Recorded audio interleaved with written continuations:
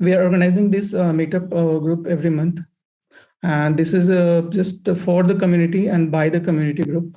And we have people from various organizations like IBM, Microsoft, Amazon, OpenGov, and we have tech professionals from all the tech stack like Microsoft or Java or Python, big data, .NET, everything, and professionals from various organized institutes like IIT, NIT, IGNOU, etc.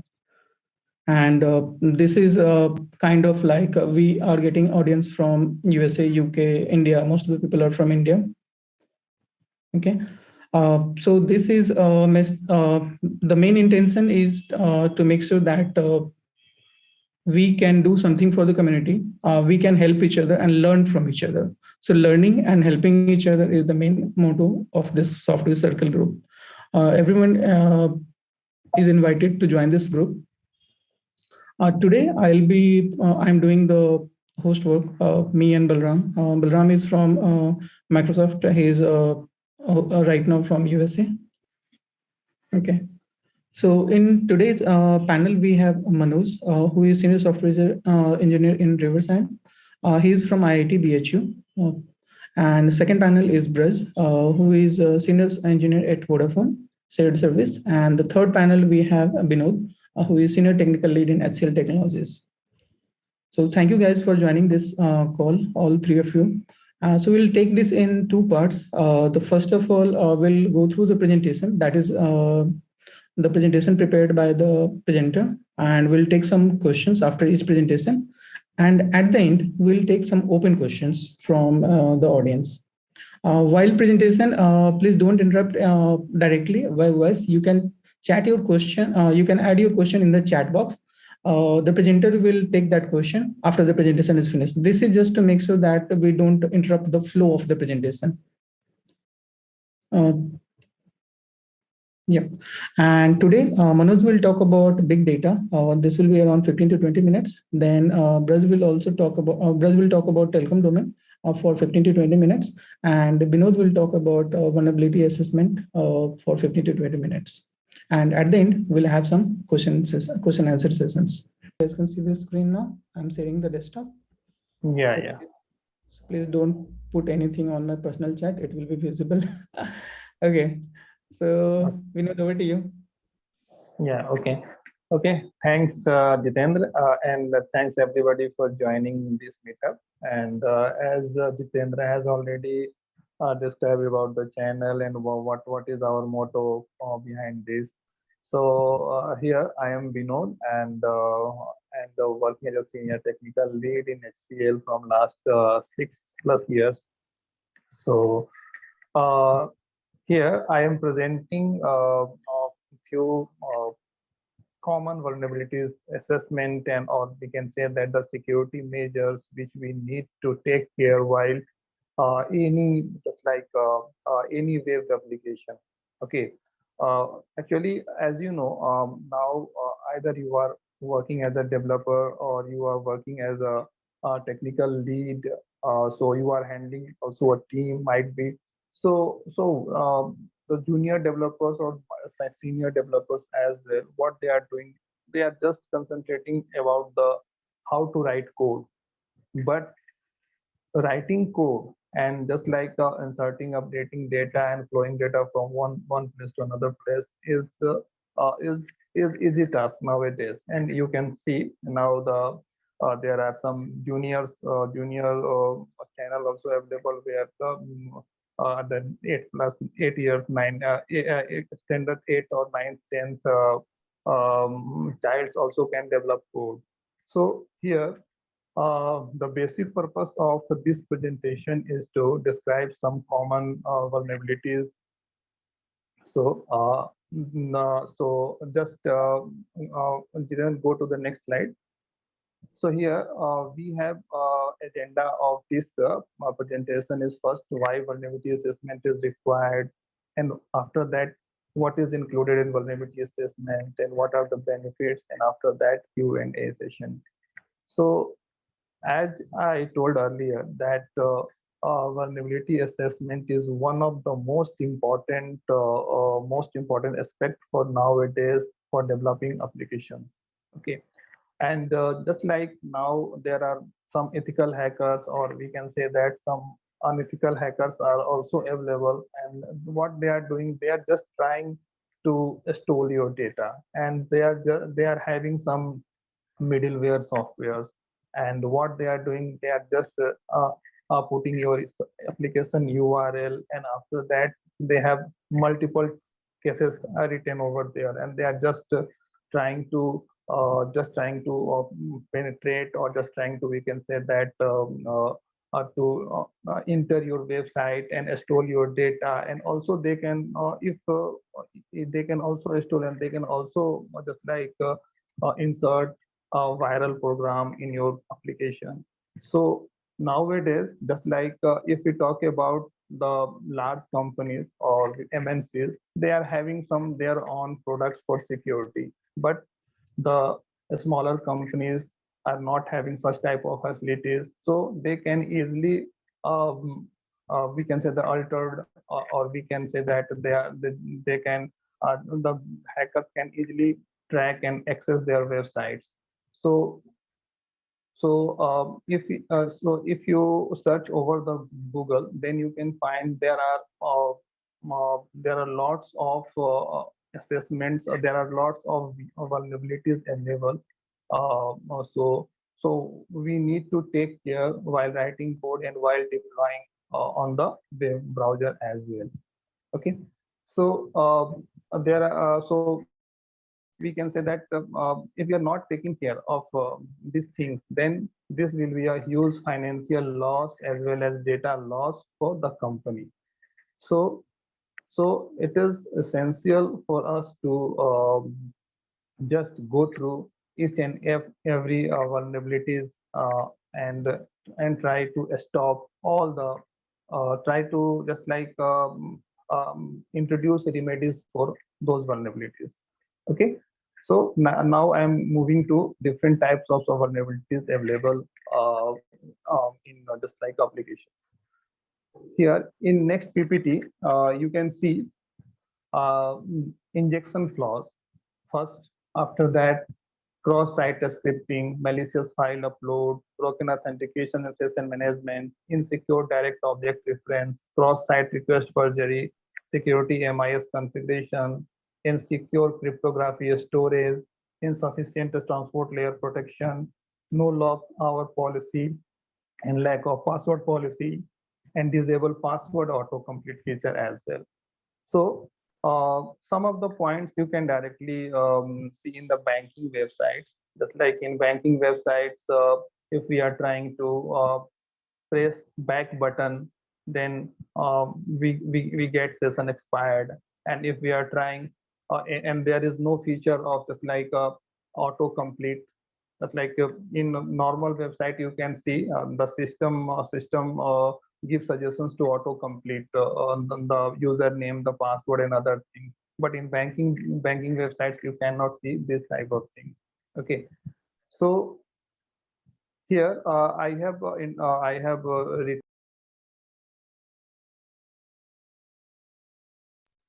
there are lots of things we can see in the current scenario. So let's go one by one. So first, the injection flaws. Injection flaws is just like we can say that the SQL injection. In SQL injection, just like if for the some of the applications previously we are using the inline query and inline query, so the hackers can easily inject and introduce their malicious code and easily go inside your SQL and alter your all the data. And just like for this purpose, what we can do, just like we are using a stored procedure, and only using a stored procedure will not suffice our requirement. Okay. So we also need to restrict some keywords, just like sleep, wait for delay. Just like if you are writing username and password, and mostly the main window where we can just like say that the chances of attack is the login page. So in the login phase, we need to just restrict the sleep and wait for delay. And after that, there are some special characters which have some meaning in the SQL. So we also need to introduce and identify and restrict all those uh, all those we can say that the sensitive characters. And after that, we also need to validate client side and server side. Both validation is required. If we are only validating at the client side, then it will not suffice. So we also need to validate it server side as well. Okay. So this is all about the injection flows. Now I am moving to another cross-site scripting. Yeah. In cross-site scripting, just like I have seen, the hackers are having some intermediate tools, and what they are doing, just if you are writing a URL and hitting, then they are just going to the, just like we can see, go into the, just like a developer tool. And what you can do in developer tool, you can debug the code. So there you can easily introduce some scripts. Okay. um, you can easily introduce a script, and even if you are using some, just like hidden fields like component, which we are using in .NET uh, previous version, so they can also alter those values and push the altered values into the database. So we also need to just stop cross-site scripting. For that, what we need to do, we need to restrict uh, some, just like um, we can say that the some HTML tags. And here in a screen I have given only few, but there are lots of HTML tags which can easily be altered, and they can write a script over there. Just like you can see, first one is the script src. Okay, here what we can do, we can just create our website and web URL with uh,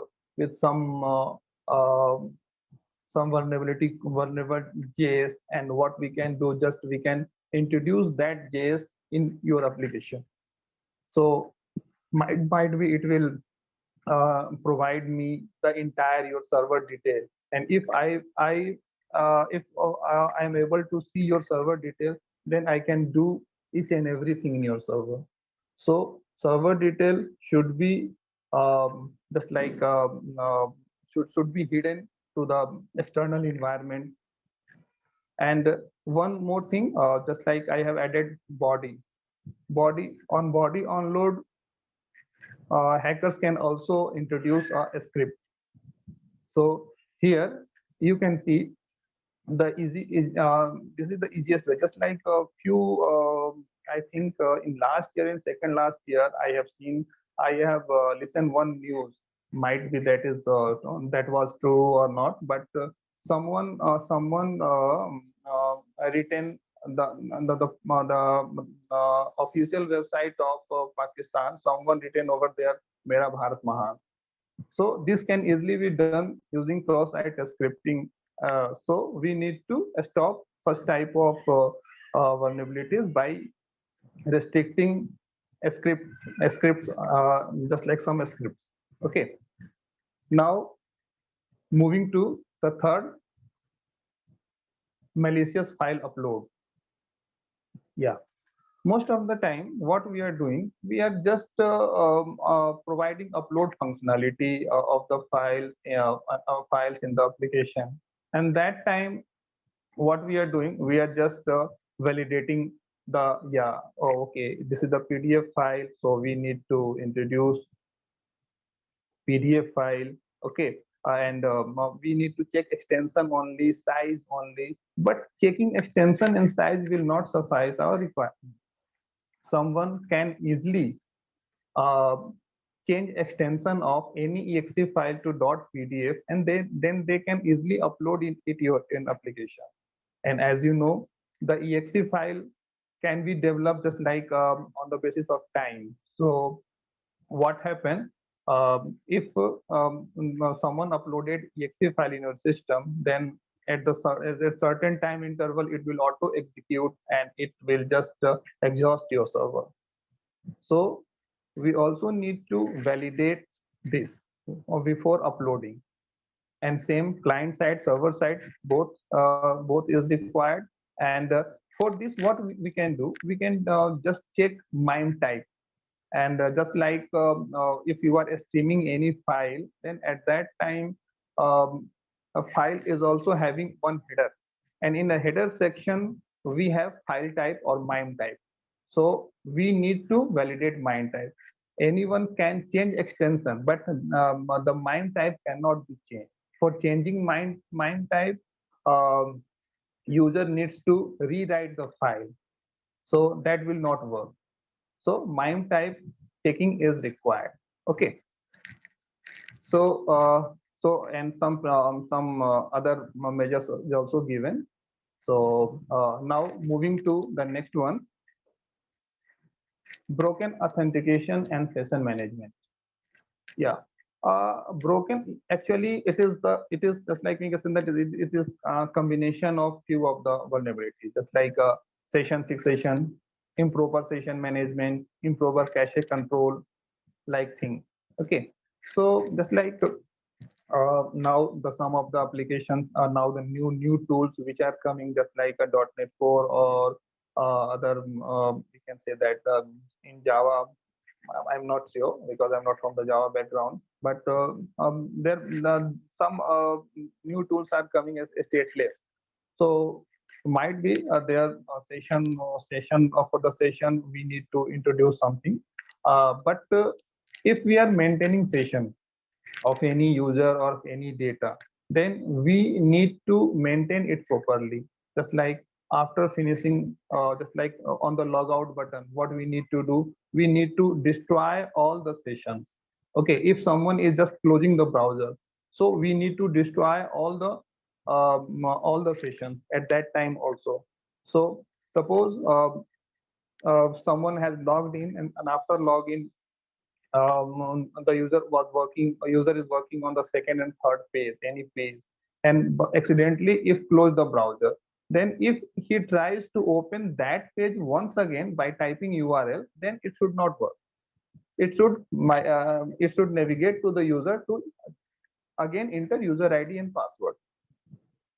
Okay, so session management or session lifecycle management is most important, and we also, just like here I have written that back button should be disabled, and the logout button should be also be there. Okay, and other than that, cache. Cache, as you know, it is a state management technique where we can store any data locally. So here, just like we need to introduce some tags in our header, just like cache control, or just like a private, no cache, no store, pre-cache, pre-check, and must revalidate, program no cache, like things.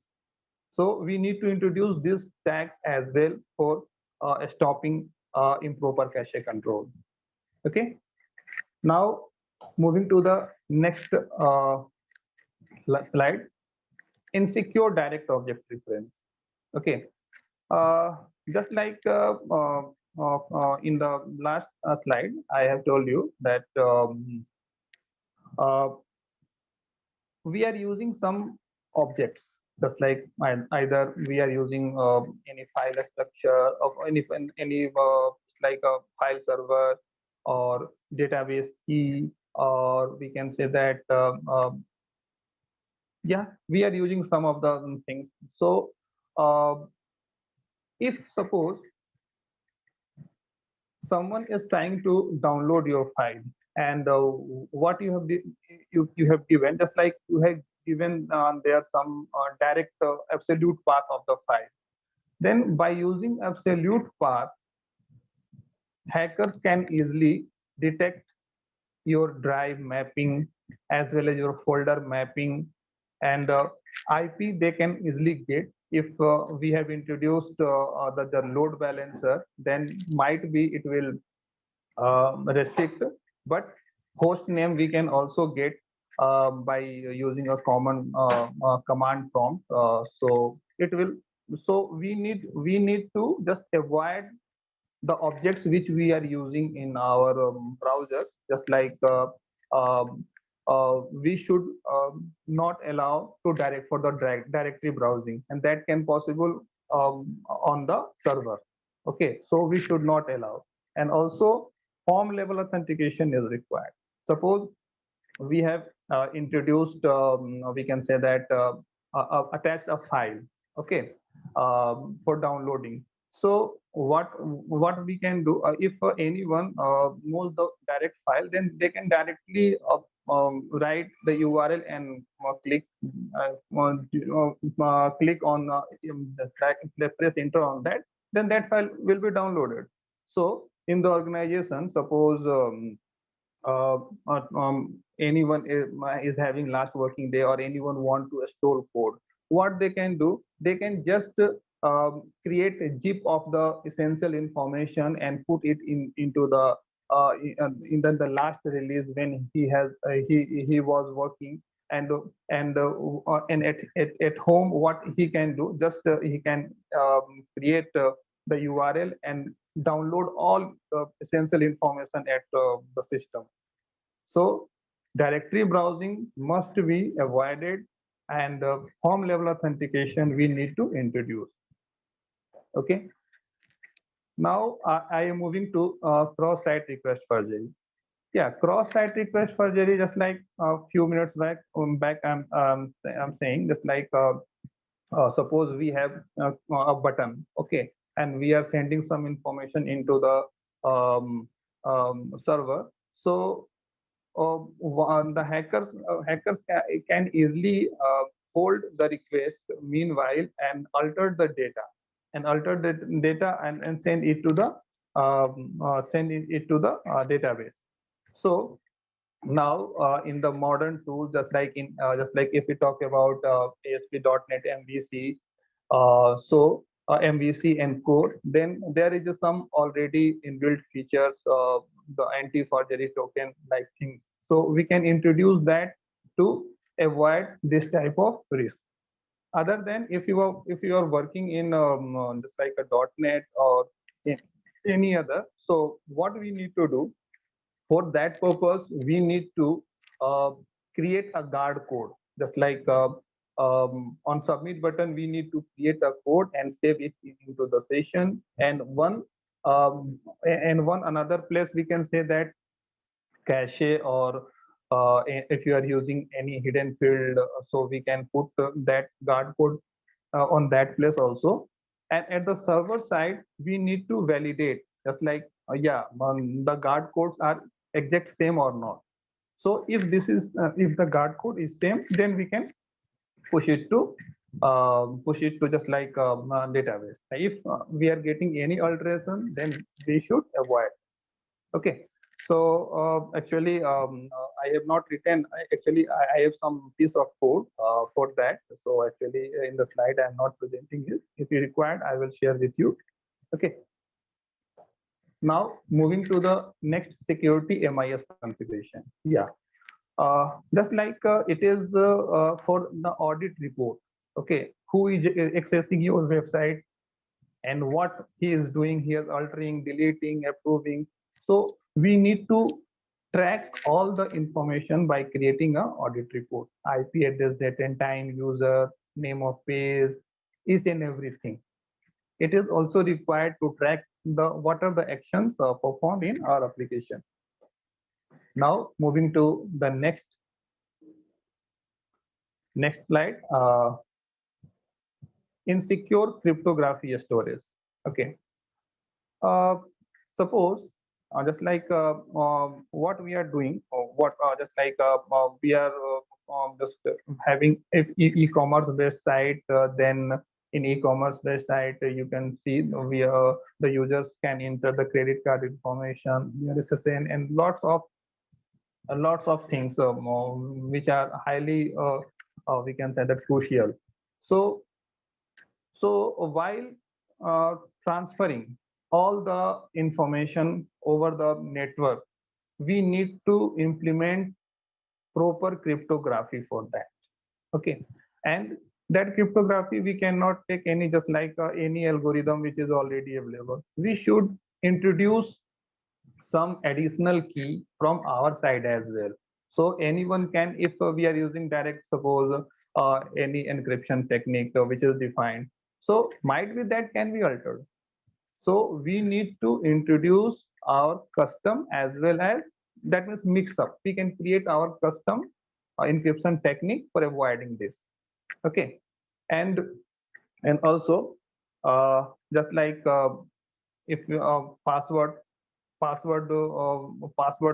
should be hashed, and we don't need to show the password. And if anyone is resetting password, then we should send mail to for resetting password, not to give the that place to reset the password. Okay, so there are many techniques, mainly most of the things related to the logging. Now moving to next slide, insufficient transport layer protection. It is all about the setting. Okay, so if we are hosting application on HTTPS, then it will just suffice our requirement. Or as you know, the HTTP is not secured, so we are hosting application on HTTPS, that will work. Okay, now next, no log. Next slide. No log, our policy, and lack of sorry, password policy. Yeah, this is the common problem. Just like what we are doing, we are using weak password. Just like what we are doing is that admin at the rate 123, date of birth, and ABC at the rate 123, like password common. And if we talk about the 100% users, then 70-80% are users are using the same password. So that can easily be altered, and that can easily be accessed. So we need to restrict the user to create a strong password. Okay, and also we need to define a password policy, just like within 45 days, 90 days, you have to change the password. And it's better if we can use MFA, just like multi-factor authentication, that will work. And now all the banking site and other companies are implementing the same. Okay, now that's all from my side. And now this is last slide for the question and answer. So if anybody is having any questions, so they can ask.